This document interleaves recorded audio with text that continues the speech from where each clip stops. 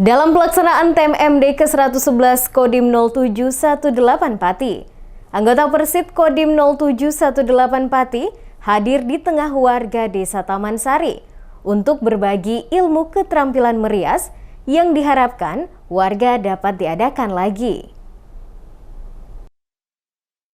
Kehadiran anggota Persit Kodim 0718 Pati di Desa Taman Sari untuk memberi pelatihan tutorial rias disambut dengan antusias oleh warga desa setempat. Anggota Persit Kodim 0718 Pati memberikan tutorial tahapan dalam merias wajah agar tahan lama dan bagus.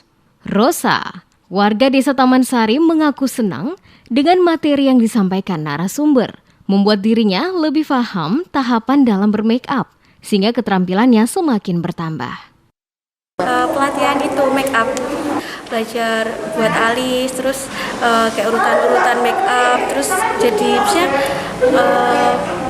tahu ini tahapan-tahapan make up kayak gitu. Ya, semoga bermanfaat bagi ibu-ibu yang tadi mengikuti dan nantinya mungkin bakal diadakan acara seperti ini lagi, seperti itu.